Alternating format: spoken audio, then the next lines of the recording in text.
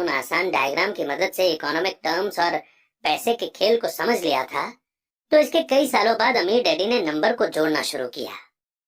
आज माइक को जितने अकाउंटिंग एनालिसिस की जरूरत है, वो उससे भी कहीं ज्यादा मुश्किल एनालिसिस कर सकता है। उसके पास बहुत बड़ा एम्पायर है। मैं इतना ज्यादा कॉम्प्लेक्स एनालिसिस नहीं करता क्योंकि मेरा एम्पायर छोटा है, पर हम दोनों की ही फाउंडेशन आसान थी। आगे आने वाले चैप्टर में मैं आपके सामने वही आसान से ड्राइंग बनाऊंगा जो माइक के डैडी ने हमारे लिए बनाए थे। हालांकि वे आसान हैं, पर इन डायग्राम्स के सहारे उन्होंने दो छोटे बच्चों को ठोस और गहरी फाउंडेशन पर दौलत का बड़ा महल बनाना सिखाया था।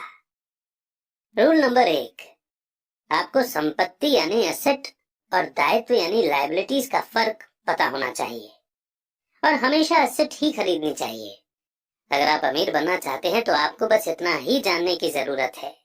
ये पहला रूल है, यही इकलौता रूल है। ये बहुत आसान लगता है, पर ज्यादातर लोगों को ये पता ही नहीं है कि ये रूल कितना इम्पोर्टेंट है। ज्यादातर लोग पैसे की प्रॉब्लम में सिर्फ इसलिए उलझे रहते हैं क्योंकि उन्हें ये पता ही नहीं होता कि एसेट और लायबिलिटी में क्या फर्क होता है। अमीर लोग एसेट इकट्ठा करते हैं, गरीब और मिडिल क्लास लोग लायबिलिटी इकट्ठा करते हैं। और मजे की बात यह है कि उन लोगों को यह लगता है कि वे एसेट ही जमा कर रहे हैं। जब अमीर डैडी ने माइक और मुझे ये बताया तो हमने सोचा कि वे मजाक कर रहे हैं। हम दो बच्चे अमीर बनने का राज जानने के लिए इतने हैरान परेशान थे, जबकि उनका जवाब इतना आसान था। ये इतना ज्यादा आसान था कि हमें इस बात पर सोचने के लिए बहुत देर तक ठहरना पड़ा। एसेट क्या होता है? माइक ने पूछा। अभी उसके बारे में चिंता मत करो, अमीर डैडी ने कहा। अभी सिर्फ इस बात को अपने दिमाग में घुस जाने दो। अगर तुम इसे आसानी से समझ सकते हो तो तुम्हारी जिंदगी का यही प्लान होगा, और तुम्हें जिंदगी भर पैसे की कभी दिक्कत नहीं आएगी। ये आसान है इसलिए अनदेखा कर दिया जाता है। आपका मतलब यह है कि हमें बस इतना ही जानने की जरूरत है कि एसेट क्या है। ये जानने के बाद हम उसे हासिल कर लें और अमीर बन जाएं? मैंने पूछा। अमीर डैडी ने हामी भरी और कहा, हाँ, ये इतना ही आसान है। अगर ये इतना आसान है तो फिर हर आदमी अमीर क्यों नहीं बन जाता? मैंने पूछा। अमीर डैडी ने मुस्कुराकर कहा, क्योंकि वो लोग एसेट और लायबिलिटी में फर्क नहीं कर पाते। मुझे याद है मैंने पूछा था, बड़े लोग इतना मूर्ख कैसे हो सकते हैं? अगर ये इतना आसान और इतना इम्पोर्टेंट है तो हर कोई इसे जानना या खोजना क्यों नहीं चाहता?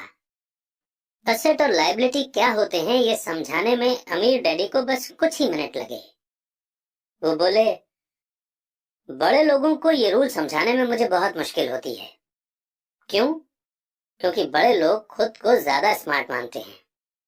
मैंने अक्सर देखा है कि ज्यादातर लोग आसान बातों को समझ नहीं पाते। इसका कारण यह है कि उनकी एजुकेशन अलग तरह से हुई है। उन्हें दूसरे प्रोफेशनल्स ने पढ़ाया है, जैसे bankers, accountants, real estate agents, financial planners वगैरह वगैरह। ज्यादातर बड़े लोगों के सामने मुश्किल ये होती है कि उन्हें बहुत कुछ भूलना पड़ता है और एक बार फिर से बच्चा बनना पड़ता है। बड़े लोगों को हमेशा ऐसा लगता है कि मुश्किल जवाब ही ठीक होगा। अगर उन्हें किसी चीज का आसान जवाब बताओ तो वो उसे गलत मानते हैं। अमीर डैडी किस प्रिंसिपल में यकीन करते थे? यानी कीप इट सिंपल स्टूपिड, जिसका मतलब है कि चीजें आसान ही रहने दो भाई।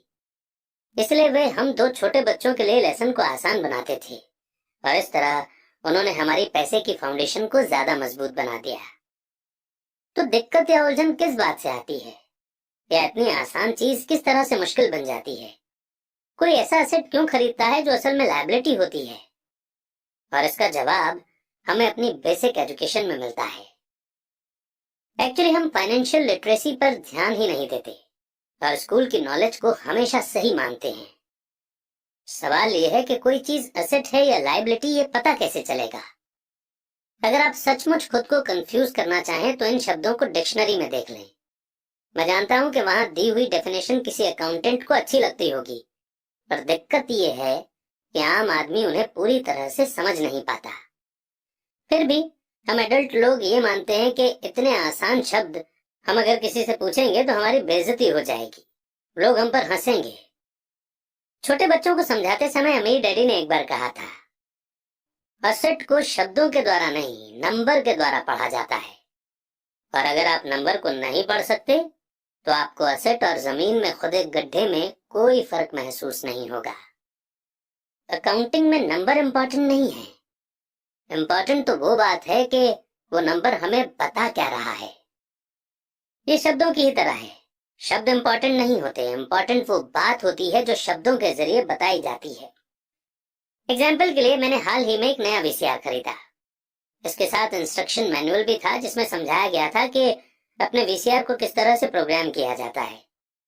मैं शुक्रवार की शाम को अपने फेवरेट टीवी शो को रिकॉर्ड करना चाहता था, पर उस मैनुअल को पढ़ते पढ़ते मैं पागल हो गया। मुझे दुनिया में कोई भी काम इतना मुश्किल नहीं लग रहा था जितना कि अपने वीसीआर को प्रोग्राम करना। मैं शब्दों को पढ़ सकता था पर इसके बावजूद मुझे कुछ समझ नहीं आ रहा था। ऐसा लग रहा था कि मुझे शब्दों को पहचानने में ए ग्रेड मिल रहा था पर उन्हें समझने में मुझे एफ ग्रेड मिल रहा था, यानी उन्हें समझने में मैं फेल हो रहा था। पर यही ज्यादातर लोगों के साथ पैसे के मामले में होता है। अगर आप अमीर बनना चाहते हैं तो आपको नंबर पढ़ना और उन्हें समझना आना चाहिए। मैंने अपने अमीर डैडी से ये बात हजारों बार सुनी है और मैंने ये भी सुना है कि अमीर लोग एसेट इकट्ठा करते हैं जबकि गरीब और मिडिल क्लास लोग लायबिलिटी इकट्ठा करते हैं। यहाँ ये बताया जा रहा है कि एसेट और लायबिलिटी में क्या फर्क होता है। ज्यादातर अकाउंटेंट और फाइनेंशियल प्रोफेशनल्स डेफिनेशन पर आपस में सहमत नहीं होते। वैसे तो इस बुक में डायग्राम्स दिए हैं, पर क्योंकि ऑडियो बुक है और ऑडियो में हम आपको डायग्राम्स दिखा नहीं सकते, इसलिए हम आपको इसमें दिए गए सारे कॉन्सेप्ट्स आसान सी भाषा में समझा देंगे। और बिल्कुल भी चिंता मत कीजिए क्योंकि हमने खुद इस बुक को 10 से 20 बार पढ़ा हुआ है। देखिए, सबसे पहले तो हमें 4 शब्दों को याद रखना है जो हैं इनकम, एक्सपेंसेस यानी कि खर्चे, एसेट और लायबिलिटी। इनकम और एक्सपेंसेस से इनकम स्टेटमेंट बनता है जिसे अक्सर प्रॉफिट एंड लॉस स्टेटमेंट भी कहा जाता है। यह इनकम और खर्च के बारे में बताता है, यानी पैसा कहां से आया और कहां गया। और ये तो हम सब अपने घर में करते ही हैं। हम लिखते हैं कि इस महीने हमने कितने पैसे कमाए, यानी कितनी इनकम आई, और उसमें से हमने कितने पैसे किस किस चीज में खर्च किए। यानी इन 4 शब्दों में से ये 2 शब्द इनकम और एक्सपेंसेस तो हर किसी को पता है। पर प्रॉब्लम यह है कि बहुत से लोगों को अगले 2 शब्द या तो पता नहीं है या फिर उन्हें हम ठीक से समझते ही नहीं हैं। और बाकी के ये 2 शब्द हैं एसेट और लायबिलिटीज। इन 2 शब्दों को, एसेट और लायबिलिटीज को, जब एक साथ लेते हैं तो इसे हम बैलेंस शीट बोलते हैं। और ये नाम आपने जरूर सुना होगा। बैलेंस शीट ये नाम इसलिए दिया गया है क्योंकि इसमें एसेट और लायबिलिटीज को एक साथ मिलाकर देखा जाता है, यानी उन्हें बैलेंस किया जाता है। कुछ लोग जिनमें पैसे की समझ नहीं होती, इनकम स्टेटमेंट और बैलेंस शीट के बीच के रिलेशन को नहीं जानते। इस रिलेशनशिप को जानना बेहद जरूरी है। इसलिए जैसा मैंने पहले कहा था कि अमीर डैडी ने हमेशा दोनों छोटे बच्चों को आसान सी डेफिनेशन सिखाई। उन्होंने कहा कि एसेट वो होता है जो आपकी जेब में पैसा डालता है। अच्छी, सिंपल और इजी टू यूज डेफिनेशन है ना? एसेट वो चीजें होती हैं जो मेरे जेब में पैसा डालती हैं, यानी ये हमें पैसा बना कर देते हैं बिना हमारे काम किए हुए या बहुत कम काम किए हुए।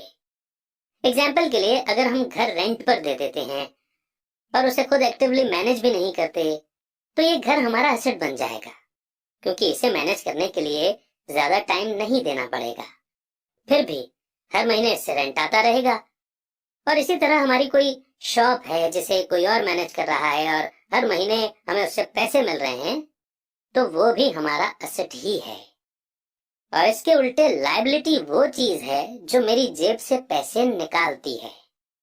मान लीजिए कि हम कोई बड़ा घर लेते हैं और इस घर से हमें कोई इनकम नहीं मिल रही है, तो इस घर ने एक ही बार में हमारा खर्च नहीं करवाया, बल्कि बार बार हमें इसमें खर्चा करना पड़ेगा और इसलिए ये हमारी लायबिलिटी बन जाएगी।